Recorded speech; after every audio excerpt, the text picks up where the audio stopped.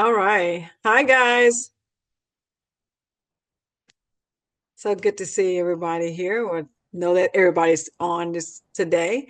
And so today we're going to be talking about self-love. And who knows about self-love? We all can agree that self-love is important, right?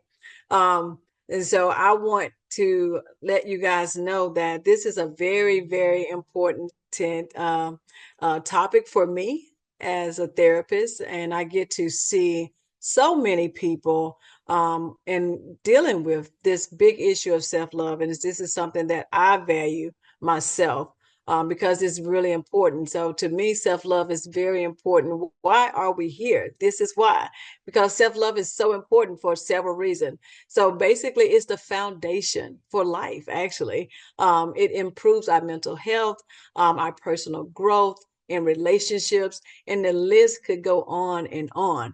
But I do want to let you guys know that this is going to definitely be an interactive session here. We want to look at this as a big group session. Make sure if you don't have notebooks or either a pen, make sure you go ahead and get that because we want to be interactive, and I want to hear what you have to say as it relates to this topic. Okay. It improves mental health, relationships.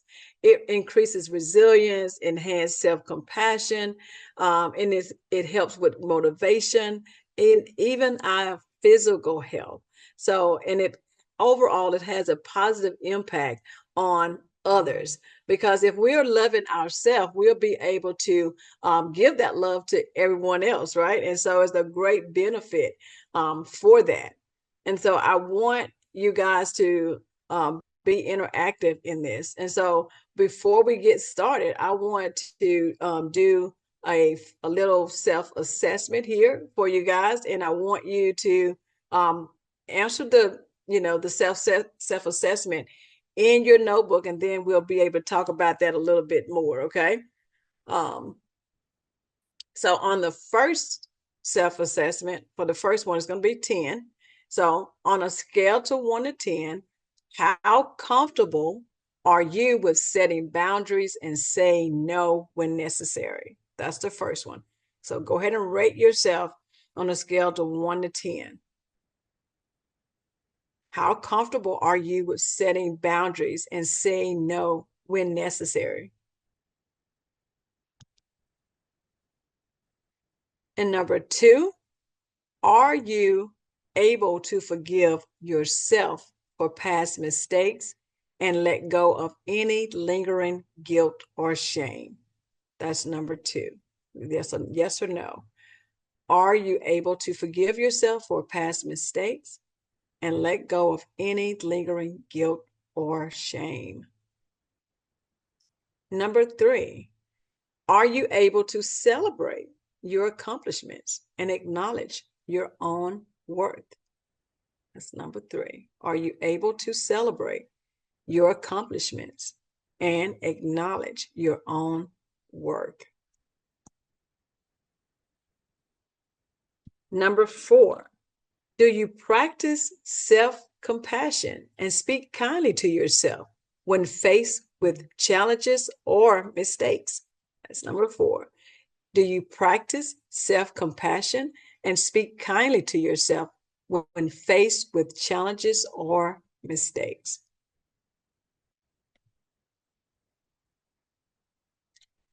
Number five, how often do you engage in activities that brings you joy and fulfillment? Is that never, rarely, sometimes, or always?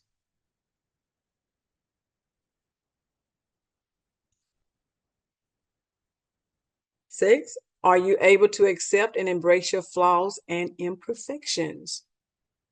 Are you able to accept and embrace your flaws and imperfections?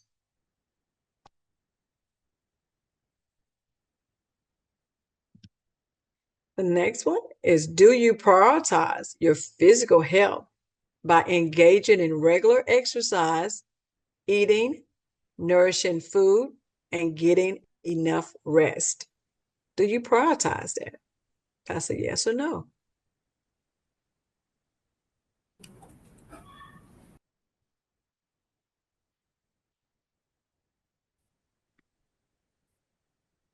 The next one is how often do you engage in self-reflection and personal growth activities?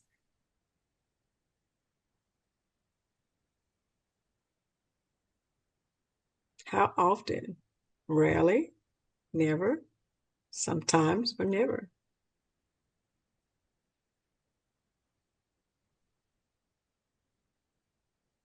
And the next one, how often do you surround yourself with positive and supportive people who uplift you?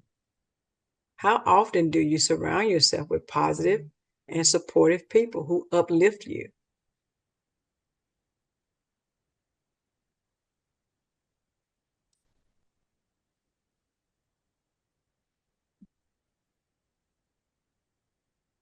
Now, in your notebooks, I want you to identify at least three questions that you can work on, at least three that you can work on, and set a goal for yourself for that, you know.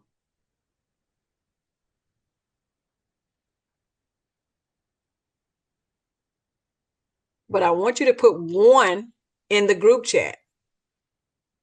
Out of the ones that you've answered, you know, identify at least three areas that you can work on out of that assessment that I just did.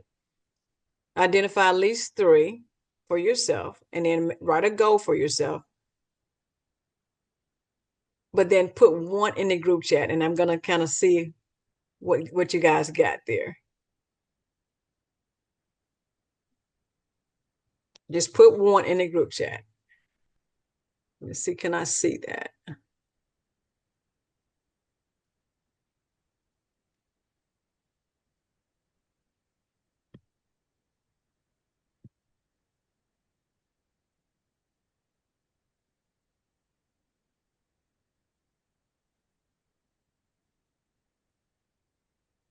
And I'm going to look over the ones that you guys put in the group chat so I can kind of see, is there any correlation?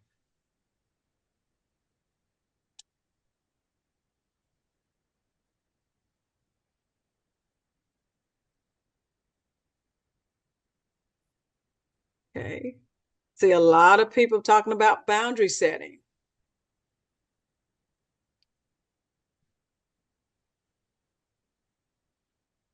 Someone said, I'm going to spend more time focusing on self care as currently as I rarely prioritize that.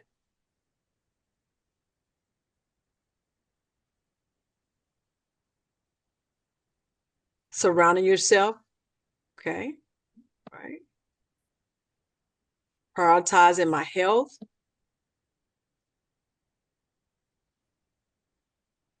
positive self talk, sleeping and eating and exercising, okay.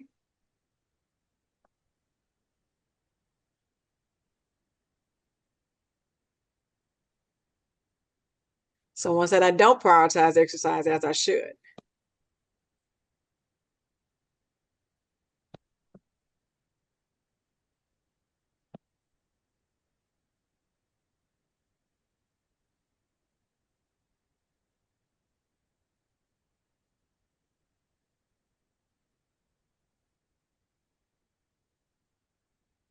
I struggle with embracing.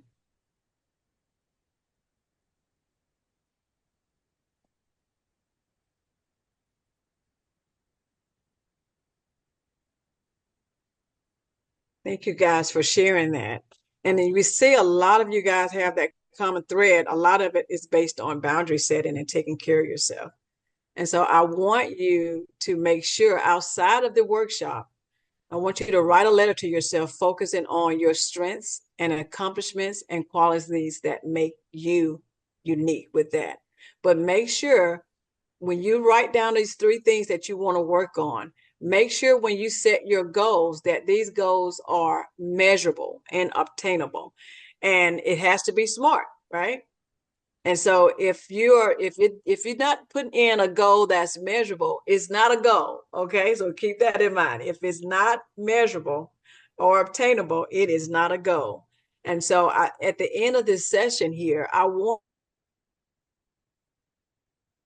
you guys to be at the point where you can look at these areas of your life and identify those and be able to set some measurable goals. And then because if you're going to be working on a goal, you got to have an objective, right? And so, what's the goal without an objective? How are you going to get there? You know, and what kind of support are you going to have to kind of help motivate you? So, make sure you're doing that. You know, I want you to work on that outside of this, and make sure when you go back to, if you're in therapy already, make you can actually follow up with your therapist, right? With the things that you've identified here in this workshop and take it even further. Okay. This would be a short foundation to catapult you into self-care with yourself, because this workshop typically would take me probably about 2.5 hours. However, due to time, we're cutting it down a little bit. Okay. But I do want you to know that it doesn't stop here. You got to take it a little bit further, and commit to doing that. So, what is self love? So, I want you to put in the group chat, what do you think self love is? What is self love is to you? What is self love to you? Put that in the group chat. I want to see what you have to say.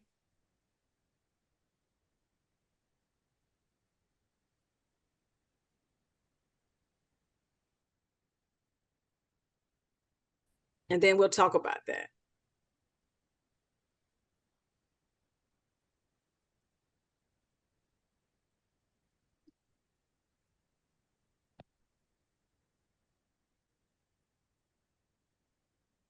Let's see what some people are saying.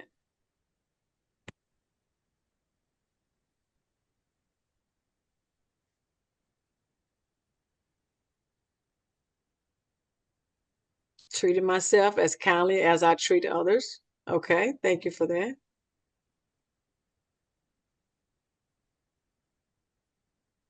Libby said, taking care to pay attention to myself.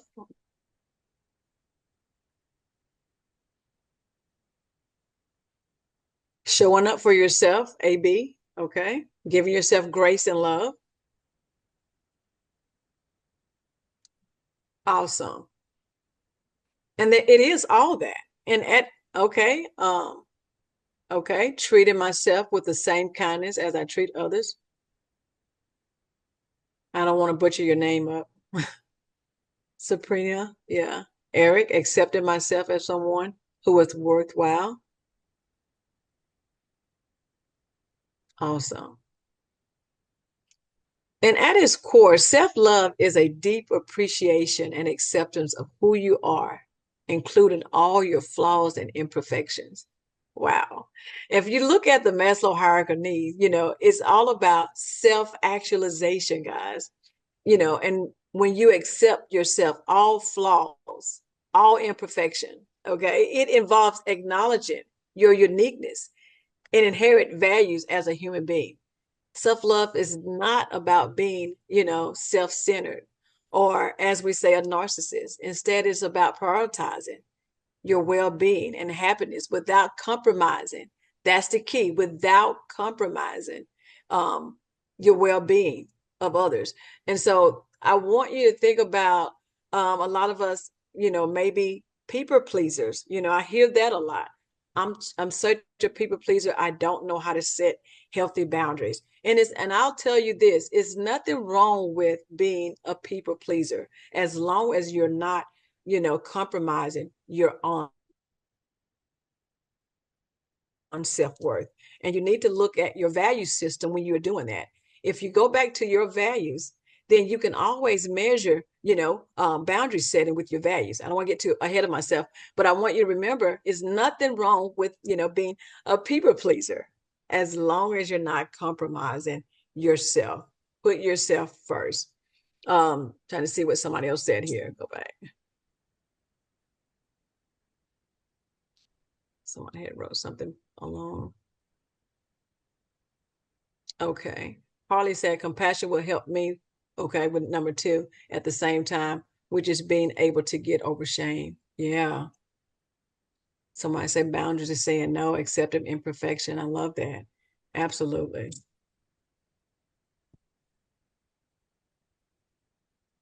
Thank you guys for sharing that.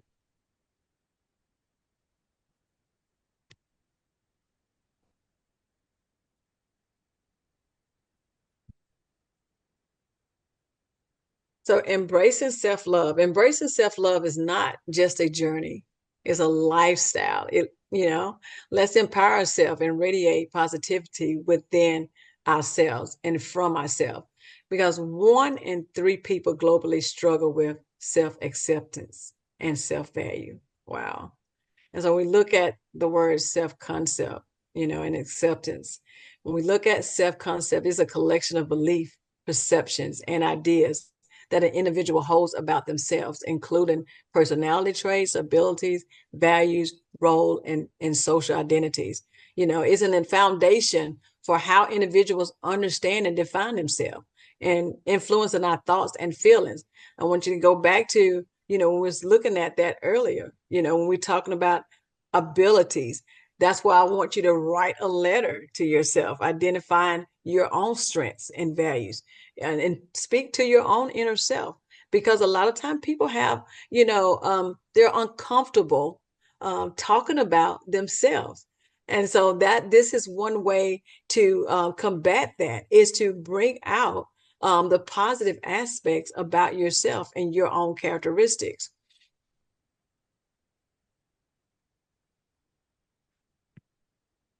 Let me go back here. When we look at some common barriers to self-love, wow. If you know how negative self-talk, that could definitely be a barrier to you. Because we have to be able to identify negative thought patterns. There's the, let me find this form here. Add this out. I'm gonna share this, and I want you to put that in this chat too. I told you guys these are interactive. These are some unhelpful thinking patterns because again, we're looking at common barriers to self-love. One is self-talk, that negative self-talk. Okay. And then identifying negative thought patterns. And I'm going to name a few here. And then if that resonates with you, just kind of write that down for yourself or just put it in the chat. Is that all or nothing thinking? That's a barrier. We're not saying that, hey, that you are the barrier. It's just a mindset. It's a way we think sometimes. All or nothing thinking, sometimes called black and white thinking. If I'm not perfect, I failed. Either I do right or not at all. That's that all or nothing thinking. This is definitely a barrier to self-love. Because another one, overgeneralizing. Everything is always rubbish. Nothing's good ever happens. I spoke with someone the other day and they said, I don't know why. I'm always thinking negative um, all the time. So seeing a pattern based upon a single event or being overly broad in the conclusions we draw. Okay. That's overgeneralizing. The next one is called mental filtering. You're only paying attention to certain types of evidence, noticing our failures, but not seeing our success. If this resonates with you, write it down or you can put it in the chat because in order to change, you got to what? Acknowledge that it is an issue, right? Again, this is not saying that we are a mental filter. We're not talking about ourselves. We're talking about the thought, the negative thought, identifying those patterns. Even perfectionism is a way that we think. We're thinking that I can't do anything right. You're not even acknowledging that you're doing something well because you're going back to what? Perfectionism. So you have to be able to challenge those thoughts. How do you do that? With the truth. Okay. Another one is called disqualifying the positive. Disqualifying the positive. Discounting the good things that have happened or that you have done for some reason or another. Okay. That doesn't count. That's what you're saying. That doesn't count. You're just disqualifying it. Another one is jumping to conclusions. There are two types of jumping to conclusion. It's mind reading, imagine, then we know what others are thinking, and fortune telling, predicting the future. Okay. You ever got in an argument with someone, or you heard somebody say, I know what you're thinking, I know what you're gonna say. Well, we really don't know what that person is gonna say. So think about it that way. Magnification or catastrophizing, a minimization, blowing things out of proportion, catastrophizing, or inappropriately shrinking something to make it seem less important. Okay. The next one is called emotional reasoning, assuming that because we feel a certain way that we think must be true. I feel embarrassed, so I must be an idiot. That's a sound a little extreme, but there are some thought patterns that some people may possess. Okay. And again, we don't want to judge ourselves. We want to challenge the thought, because you think a certain way, that does not mean this is who you are. That's why we look at CBT of rewiring, restructuring the brain. Okay. And the only way you can do that is what? Through practice. Okay. Um, the should have, would have, using critical words like should have, must have, ought to, can make us feel guilty. I always say that stop shooting on yourself. Okay. It's a little corny joke. I think it's funny, but may not be. Okay. So if we apply shoulds to other people, the result is often frustrating. Okay. The next one is called labeling, assigning labels to ourselves or other people. Like, I'm a loser, I'm useless. Okay. The next one is called personalization. It's blaming yourself or taking responsibility for something that wasn't completely your fault. Okay. And sometimes you may even blame others. Okay. Does anyone identify with any of that? I'm going to look in the chat to see, did that speak to anyone? Okay. All right. Mary says accepting imperfections. Okay. Let's see what else somebody else has. All right. Stop shooting. Yep. Mental filtering. Someone said I'm bad at the should-haves, the shooting on myself. Okay. So you get my little joke. Okay. I need to stop shooting. Thank you, Karen. Emily said, I've been trying very hard to banish the should-haves, disqualifying my accomplishments. Somebody else said, yeah, thank you for sharing that, guys. Thanks for being transparent, because this is where growth starts, right? Um, Jenny says, whenever I hear myself say, I should have, see what else you got else here. Can't see it. Okay.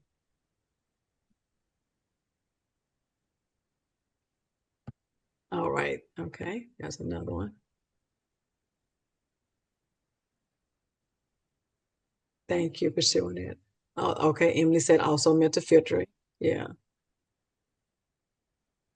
So again, guys, this is not saying this is who you are.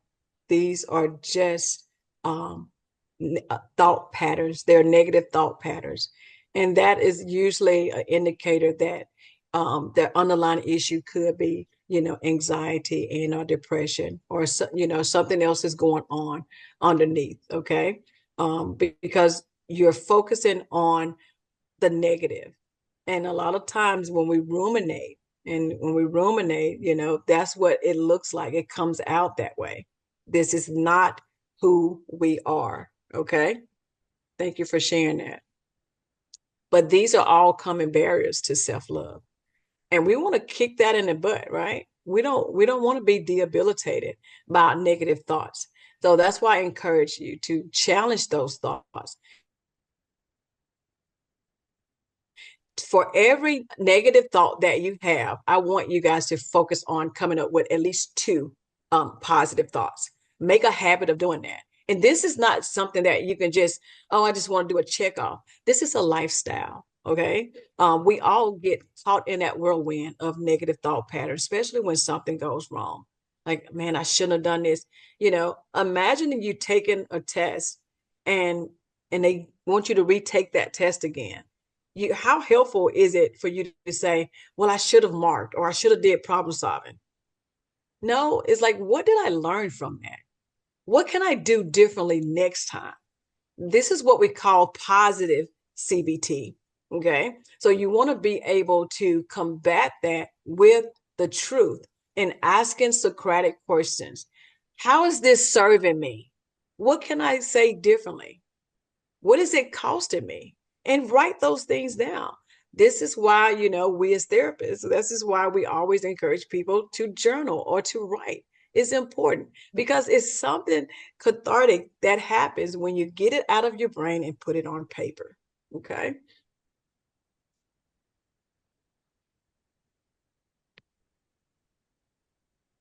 So this is another concept that we as therapists use. It's called the internal family system.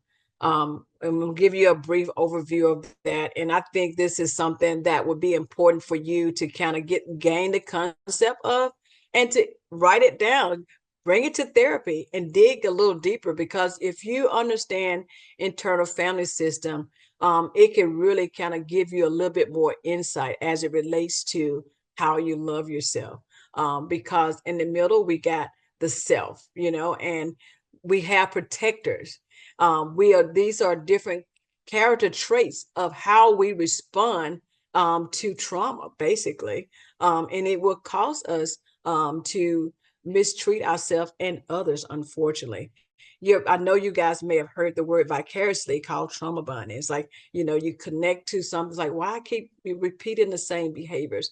Well, internal family system is often used in our therapy approach to help individuals explore their internal dynamics and understand their emotions, behaviors, and develop self-awareness and self-compassion by recognizing, that what's going on with them, the recognizing the underlying issue actually, and also realizing that we as human beings operate in different parts, you know, um, and each part is different. You can achieve greater self-understanding and emotional regulation and personal growth. So if you look at the internal family system, again, we have different parts. They serve various roles and function. And so I'm going to explain a few of them here. And again, if you have questions about those, you can just put those in the chat, okay? And again, this is just an overview. It's good to do a little bit more research on internal family system. You can also come to therapy. We'll be glad to process that with you and see where you identify. You have the think about you trying to protect yourself when you're going through things. Like, for example, exilers. Exilers are part of the self that holds painful emotions, memories, and beliefs that have been suppressed or hidden away. And basically, these parts often carry unresolved trauma, hurt, and vulnerabilities from the past that individuals may find too painful to confront. Exile can manifest as feeling of shame, okay, fear, sadness, or loneliness, and may influence a person's behaviors and emotions, okay, in various ways. So the goal of IFS therapy is to help individuals heal, and regenerate their exiled parts and align them to process and release their emotional burdens in a safe and supportive way. Okay. Then you got the firefighters. Firefighters are the protective part of the self that emerges in a response to distressing or overwhelming emotions and is triggered by exile parts. And these parts are often impulsive, reactive, and focus on immediate relief or distraction from emotional pain. Okay. And again, if you identify with any of these things, you can write that down and follow up, with your therapist when you have your next appointment. Okay. Firefighters may engage in behaviors such as excessive drinking, substance abuse, and it could be self-harm. Okay. And usually it's destructive coping mechanism to put out the fire, of emotional distress. And while firefighters aim to protect individuals from feeling overwhelmed by painful emotions, their action can be harmful in the long run and may lead to self-destruction patterns. And so again, IFS therapy, we help individuals understand and work with their firefighter to find healthier ways of coping with emotional challenges. And so protectors can are parts of the self that aims to keep individuals safe, in control, and protected from harm. So you kind of see how we operate in different parts, and we all have various parts because these parts, take on various roles, such as inner critic, perfectionism, caretaker, or controller, to maintain a sense of security and stability. And also, protectors may exhibit behaviors such as criticism. We look at perfectionism, people pleasing. Again, people pleasing is not assumed to be negative. But if we haven't dealt with our parts, if we haven't dealt with the trauma that in our lives, then that could be carried over. For example, if a parent have put a lot of pressure on a child, when it comes to their grades, they might say, "Hey, mom, I just made an A. Why didn't you make an A plus?" Right? And so, what do you think that's going to look like as they become, parents? I'm not good enough.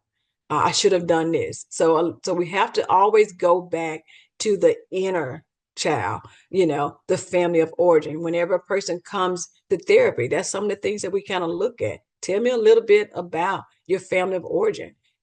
How were you raised? What's your culture like? Because we have to understand all aspects of that. Okay.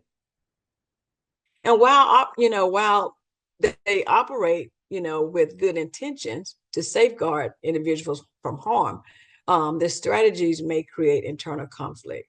And so again, that's why we here as therapists to use the IFS therapy to help individuals understand and transform their protective part to promote a more self-compassionate self-care and an authentic self. Okay. Let's see if anybody have any questions as it relates to that. Okay. And just put that in the chat and we'll try to answer your questions with that as it comes up. I don't see any at the moment, so we're just going to continue to keep going. Okay. So embracing self-love mindset journey, comparing self to love to self-indulgence. According to Dr. Puget, self-care is nurturing and prioritizing well-being, while self-indulgence may involve temporary pleasures without lasting benefit. Okay. Striking a balance allows us to honor ourselves. Okay. Authentically. That's the key, being authentic. Practical tips. The first step in practicing real self-care are identifying your values. Okay, we kind of talked about that before. Looking at your values, acknowledging the issues that do not align with those values, and recognizing what agency you have to overcome or improve in those circumstances. Again, we want to go back to looking at your values. Okay. And so that is definitely important. So embracing self-love, self-care journey, you want to believe in yourself, practice self-care, show gratitude for your work every day, and have different self-care activities. And there are a plethora of activities that you can identify. And I want you to, again, outside of this session, I want you to be able to identify various activities that you can integrate in your life that are not just surface. Okay. You want to look more on, including exercising, eating healthy, adequate rest, mindfulness, practice engaging in activities that you enjoy. You also want to understand your intimacy needs. There are several ones that we can look at. You got, and I want you to kind of write these down in your notebook here for me, okay? Looking at your intimacy needs. There are sexual intimacy needs. Experience your sexual relationship with joy, fun, and spiritual sense of becoming one flesh. Okay, this is supposed to be something beautiful. It isn't supposed to be. If you're feeling uncomfortable with your mate, then you may want to seek therapy to find out what is the underlying issue, because this is supposed to be something that is enjoyable. And so you don't want to subject yourself to something that goes outside your values or belief or making you feel uncomfortable. Okay. So if that's an area, you can write that down, and also again follow up with your therapist about that. Okay, because remember that we do have, the counseling here at Blomkins, and we want you to be able to follow up with your needs so we can address those for you.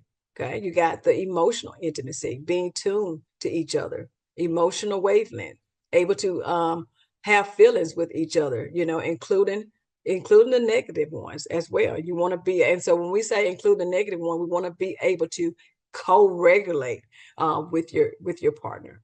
Okay, you have the intellectual intimacy, the closeness in sharing ideas, mutual respect for intellectual capacities, and sharing, and also just making sure that you're on the same wavelength with that. Okay, you got the recreational intimacy, relating in experiences of fun and play with your partner or your friend. Okay, even having work intimacy, having closeness through sharing common tasks.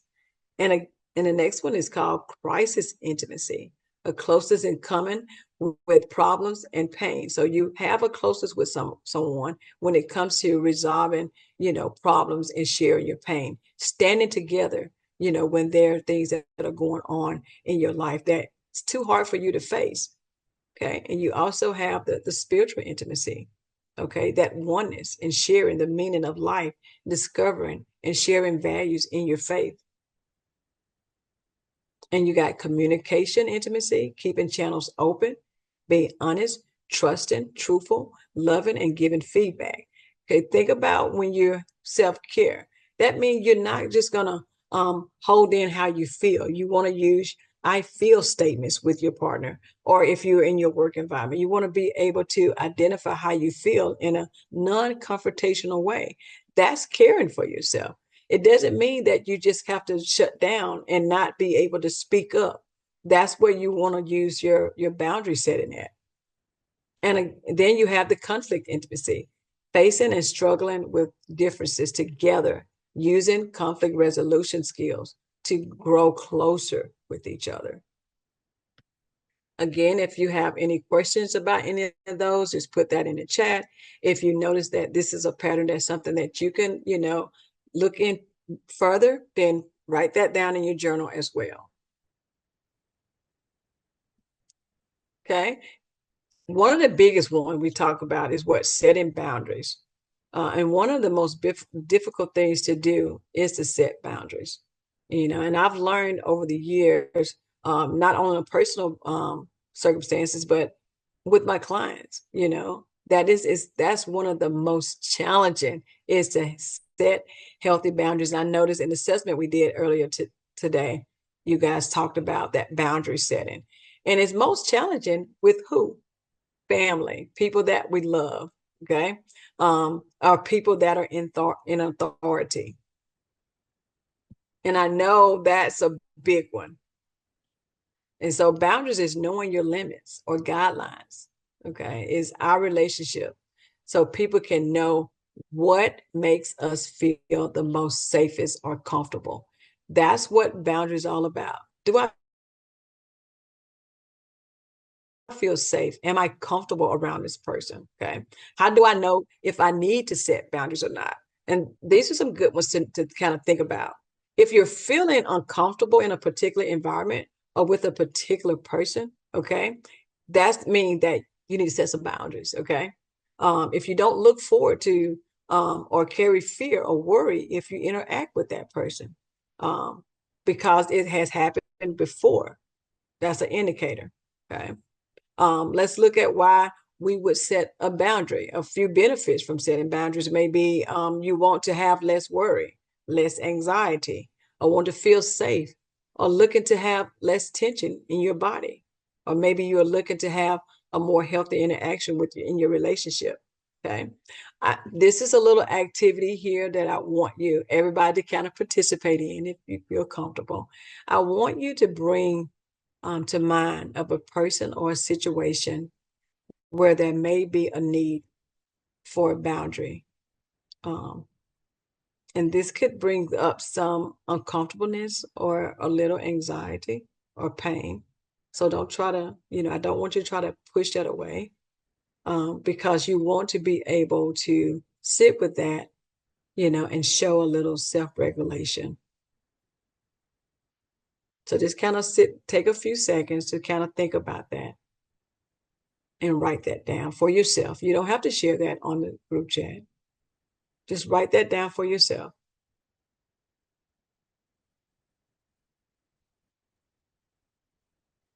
And so now I want you to bring to mind, what do you need in order to set this boundary?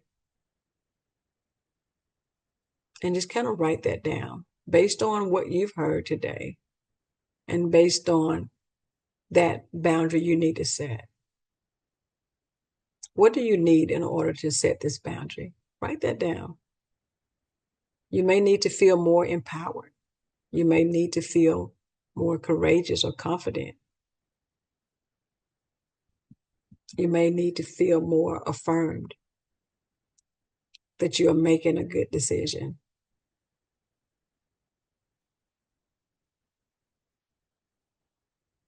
Can't no one do can anybody do this but you. You have to do this for yourself. Okay.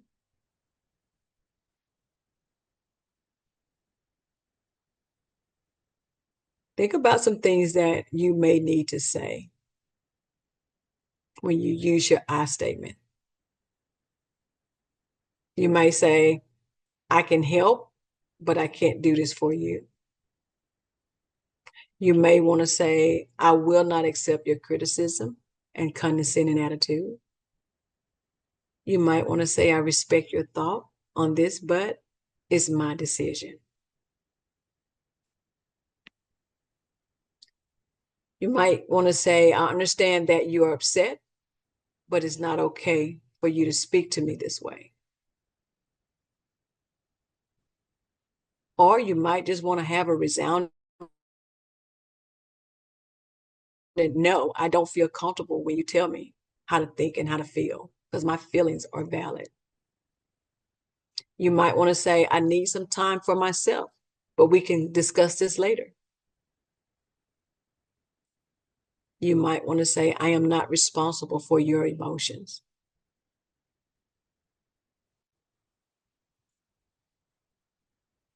If any of these ones that I kind of said to you that kind of speaks that you can use it, put one of those in the chat. I kind of want to see that. Okay.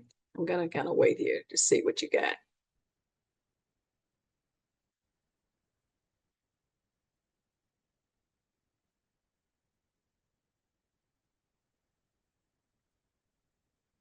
Yeah, I like that. Crystal said, I am not responsible for your emotions. Okay, guys, this is where you can kind of interact here because if you showed up for self-love, there are some things that you can really say.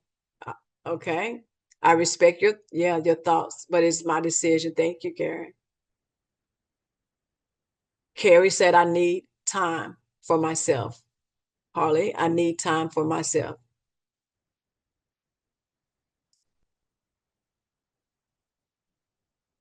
I appreciate your thoughts, but I have made my decision. Thank you, Libby.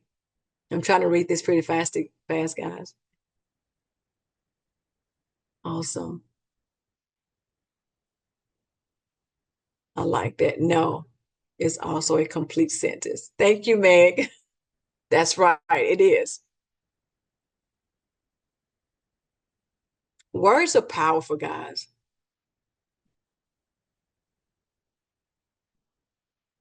You have to train your mind to agree with your heart. You don't need to tell people how you feel. You teach people how to love you. And you see how people love you, and you can choose to participate or not. Okay. You want to take authority. I'm not responsible. Thank you, AB. I'm not responsible for what happens to me growing up, and I had to say goodbye. Yeah.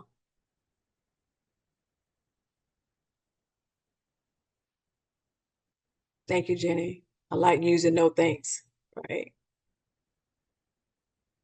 And for all those people pleasers out there that are empaths, such as myself, if you don't like to say the word no, you don't have to just say the word no. You can say, I mean, it depends on what it is. You can just say, hey, I understand that, you want me to do A, B, and C.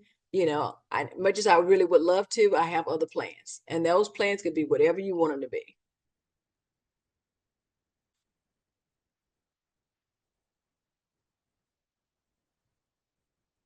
Oh, that's okay instead of no. Okay, I like that. Adrian. Yeah,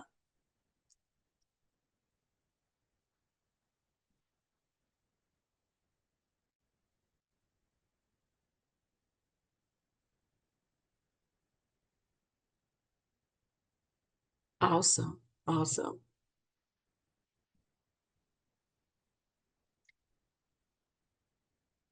Awesome.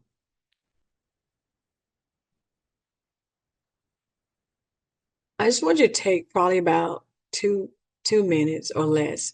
Just kind of close your eyes or rest your eyes and just kind of take some really good deep breaths. And as you inhale, gather the courage to set boundaries and exhale and release that fear.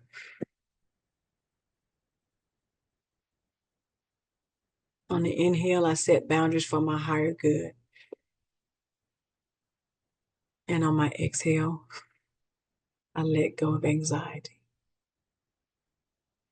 On my inhale, I gather confidence. And on my exhale, I release doubt.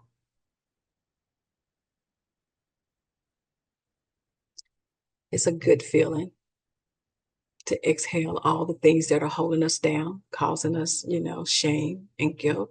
You have a right to your feelings. You have a right to set healthy boundaries.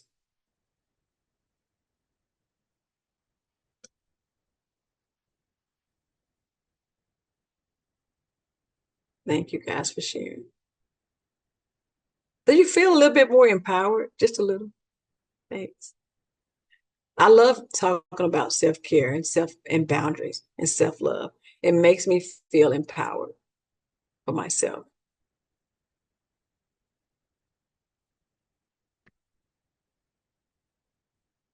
So as we kind of get ready to close here, I want to kind of identify some self-love resources here for you guys.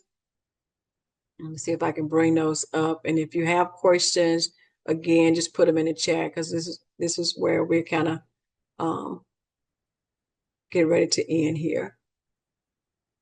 Let's see if we got that coming up. Okay. Real Self-Care by Dr. Puget, Laksham, Lakshaman, and another one that I use for this PowerPoint here is 30 Days to Greater Self-Love by myself, Regina W. Hood.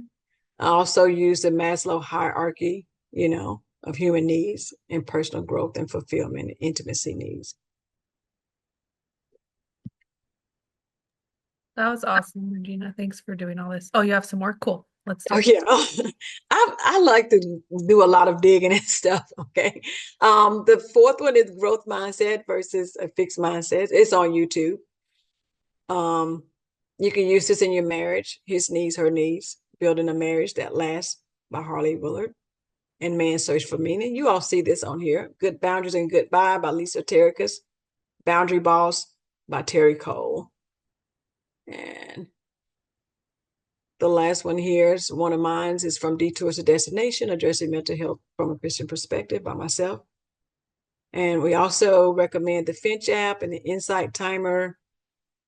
And I also use the internal family system theory. And Ayana Van said decision versus choices YouTube. Okay.